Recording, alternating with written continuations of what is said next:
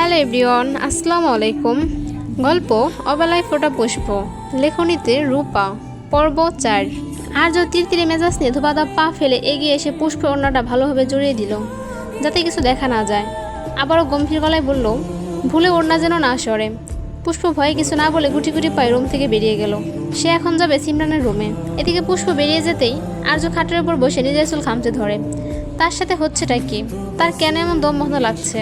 সে উঠে বারান্দায় গিয়ে সিগারেট ধরিয়ে নিজের ঠোঁটের ভাঁজে চেপে ধরলো। একের পর এক টান দিয়ে ধোয়াতে লাগলো সে। কেটে গেল আরও 7টা দিন। পুষ্প নিয়ম করে কলেজে যাচ্ছে। শেহনাজ সরকার নিজে তাকে নিয়ে আসছে, আর তিনি না আনতে পারলে লোক দিয়ে নিয়ে আসছে। আর আর্য সে নিজের নিয়মে অফিসে যায়, আর পুষ্পর থেকে দূরে দূরে থাকে। সে ভেতরে ভেতরে বেশ ডিস্টার্ব বোধ করে। তাই মাঝে মাঝে ড্রিঙ্কস করে সে পুষ্পকে অপমান করে তাচ্ছিল্য করে। মনে হয় একজনের রাগ সে আরেকজনের উপর ছাড়ছে। আর পুষ্প সবকিছু মুখ বুঝে সহ্য করে রাতে নীরবে কাঁদে। সকাল হলে আবার সবার সাথে স্বাভাবিক হয়ে কথা বলে, যেটা দেখে আর্য আরও অবাক হয়। তার এত কিছু বলার পরও মেয়েটা কীভাবে এত স্বাভাবিক আচরণ করতে পারে, সেটা এখন আর্যকে ভাবায়। সে কি সত্যিই ভুল করছে? কিন্তু তখনই ভেসে ওঠে অতীতের কিছু দৃশ্য। মুহূর্তে ভাবনা শেষ হয়ে যায়। সে আবারও কাঠখোট্টা হয়ে যায়, কিন্তু এতেও তার মনে অস্থিরতা কমে না। তাই সে আজকাল বেশি বেশি ড্রিঙ্কস করে বাড়িতে আসে।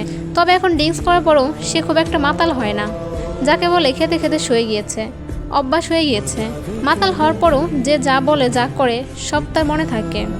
এই তো 2 দিন আগে ড্রিঙ্কস করে গভীর রাতে 1টা বাজে আসার পর দরজায় দাঁড়িয়ে শুনতে পায় পুষ্পর কিছু কথা। সে যায় না, মাঝে মোনাজাতে বসে কাঁদতে কাঁদতে বলছে, আল্লাহ তুমি আমাকে আম্মুর কাছে নিয়ে যাও না, আমার আর সহ্য হচ্ছে না। এইটুক বয়সে আব্বুকে নিয়ে গিয়েছে তোমার কাছে, তাহলে আমাকে কেন নিয়ে গেলে না তাদের সাথে? তোমার সৃষ্টি এই পৃথিবী বড্ড নিষ্ঠুর। এখানে বাবা মা ছাড়া নিঃস্বার্থভাবে কেউ ভালোবাসে না। আমার জীবনে তো কষ্ট কেন দিলে? আমি এই জীবন নিয়ে বাঁচতে চাই না, আমাকে নিয়ে যাও না আব্বু আম্মুর কাছে। এভাবে কতক্ষণ কান্না করেছে পুষ্প। আর্য সেসব শুনে দরজায় স্তব্ধ হয়ে দাঁড়িয়েছিল। সত্যি কি এমন কষ্ট এই মেয়ের জীবনে? পুষ্পর জীবন বা নিজের নানা বাড়ি সম্পর্কে আর্যর কিছু জানা নেই। শেহনাজ সরকার ভালোবেসে বিয়ে করায় নানার বাড়ি কেউ এই বিয়ে মেনে নেয়নি, শুধু পুষ্পর বাবা মা ছাড়া। তাই নানার বাড়িতে আর্যর কোনোদিন যাওয়া হয়নি। সে শুধু জানে তার 2টো মামা আছে। আর্যর এই নিয়ে কোনো কৌতূহল ছিল না, তাই কোনোদিন জানতেও চাইনি। তার উপর আবার 18 বছর বয়সে সে প্যারিসে চলে গিয়েছিল পড়াশোনা করতে। ফিরে এসেছে 7 বছর পর। ফিরে আসার পর 1 বছর সবকিছু ভালো মতোই কাটছিল তার। অফিসে যাওয়া, নতুন কাজ শেখা, আর তার বেস্ট ফ্রেন্ড ইয়াসের সাথে সময় কাটানো।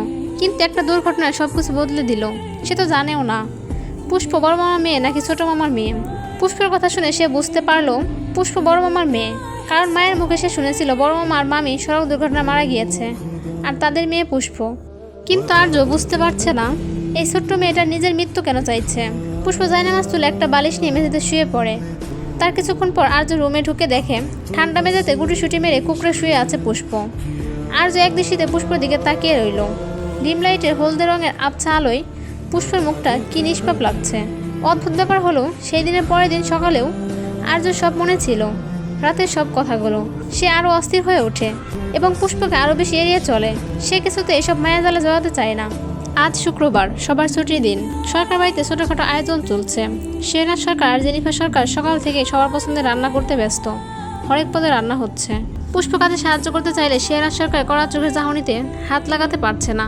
তবু সে শেহনাজ সরকারের আঁচল ধরে ঘুরঘুর করছে। শেহনাজ সরকার আর চোখে পুষ্পর হাবভাব লক্ষ্য করে জিজ্ঞেস করলো, কি চাই? ফুপি, আমিও তোমার সাথে কাজ করি। কথাটা বলে শেহনাজ সরকারের মুখের দিকে তাকিয়ে রইল পুষ্প। শেহনাজ সরকার একটা দীর্ঘশ্বাস ফেললেন। এই ফুলের মতো মেয়েটাকে দিয়ে কাজ করানোর কথা তিনি ভাবতেও পারেন না। আদরে বাচ্চা বাচ্চা মুখটা দেখলে শুধু বুকে আগলে রাখতে ইচ্ছা করে। তিনি পুষ্পের দিকে তাকিয়ে বললেন, তোর কাজ করতেই হবে? তো আমি কি করব? ভালো লাগে না তো একা একা। তুমি আমাকে কাজ দাও, আমিও কাজ করি তোমার সাথে। আমি বরং সবজি কেটে দেই। কোনো প্রয়োজন নেই, হাত কেটে যাবে। তুই বরং মটরশুটকিগুলো ছিঁড়ে দে, যা। পুষ্প শেহনাজ সরকারের কথা মতো মটরশুটকি নিয়ে রান্নাঘরে এক পাশে বসলো। তা দেখে বাড়ির কাজের মেয়ে দুটো হেসে হেসে তার সাথে ছিলতে চাইল। শেহনাজ সরকার বারণ করে তাদের অন্য কাজ করতে বললেন। এখন এগুলো তাড়াতাড়ি ছিল শেষ হলে পুষ্প আবার অন্য কাজ করতে চাইবে। তার চেয়ে এগুলো করেই ঘন্টা পার করুক, ততক্ষণ রান্নার কাজ শেষ হয়ে যাবে। শেহনাজ সরকার পুষ্পকে একটা সুন্দর জীবন দিতে চান, সেটা যেভাবেই হোক। নাম পুষ্প হলেও তিনি পুষ্পকে কাটার মতো তৈরি করতে চান, যাতে কেউ পুষ্পকে ছুতে গেলে কাটার আঘাত পায়। উনি সেইভাবেই তৈরি করবেন। কয়েকটা দিনে পুষ্প শেহনাজ সরকারের সাথে আরও মিশে গিয়েছেন। প্রত্যেকদিন কলেজ থেকে দিয়ে আসার সময়টাতে পুষ্প সারাদিন কী করেছে সব বলে, আর শেহনাজ সরকার সব শুনে ভালো মন্দ বুঝিয়ে দেয়। এখন পুষ্পর আইডল বলতে গেলে শেহনাজ সরকারই। বাড়ির সবার সাথে সে কম বেশি কথা বলে, যেটা শেহনাজ সরকারই করিয়েছে।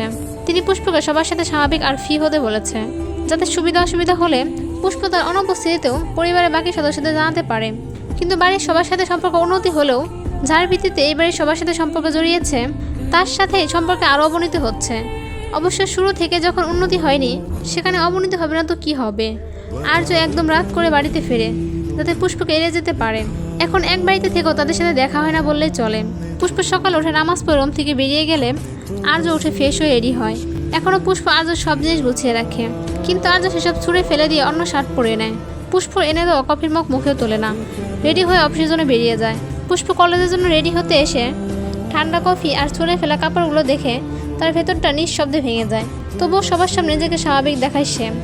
আজকে শুক্রবার, ছুটির দিন হলেও আর্য সকাল সকাল বেরিয়ে গিয়েছে। কোথায় গেল কেউ জানে না। দুপুরে খাওয়া দাওয়া শেষ করে সবাই বিশ্রাম নিচ্ছে, কিন্তু সিমরান, আহনাব আর পুষ্প তিনজনে ঘুরতে যাচ্ছে।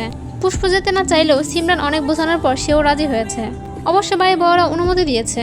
পুষ্প ঘোরাঘুরি করলে তার ভিতরের নার্ভাসটা কিছুটা হলেও কেটে যাবে।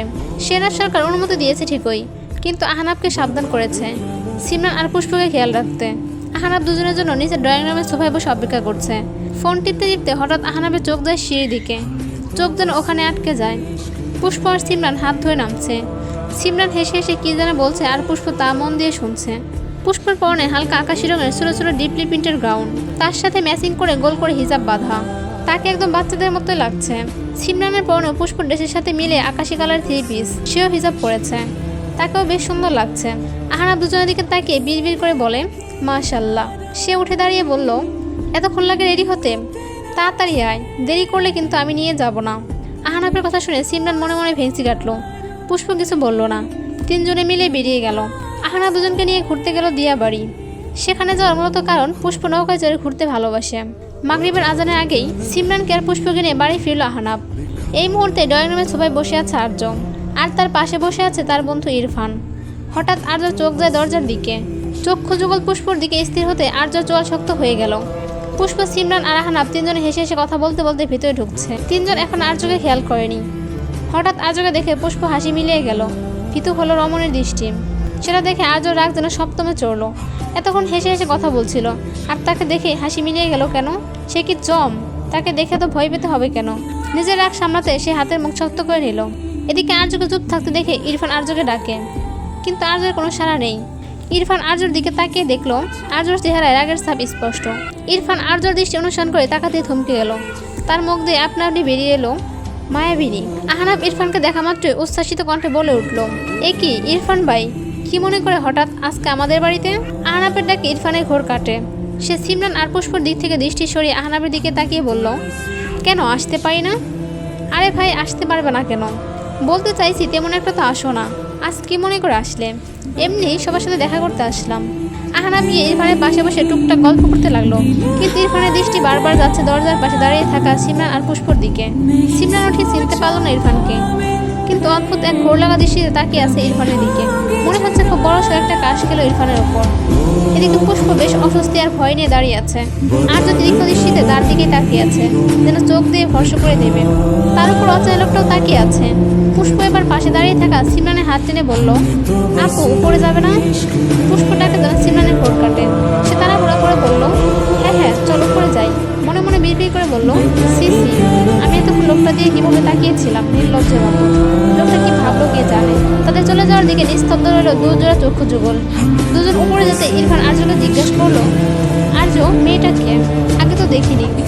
আর্য বুঝতে পারে ইরফান পুষ্পের কথাই বলছে, কারণ সিমরানকে ইরফান চেনে। সিমরান ইরফানকে না চিনল, তবে এই মুহূর্তে পুষ্পকে নিয়ে কথা বলতে কোনো ইচ্ছা নেই আর্যর।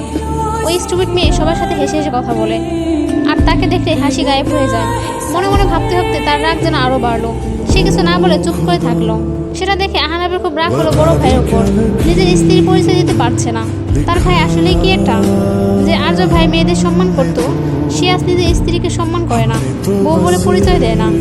আর্য চুপ করে থাকতে দেখে ইরফান আবারও জিজ্ঞাসা করলো, কি হলো বলছিস না কেন? আর্য এবার রেগে বলল, কেউ না। সেটা শুনে ইরফান কিছুই বুঝতে পারলো না। এদিকে আহনাবের বিষয়টা একদম ভালো লাগেনি।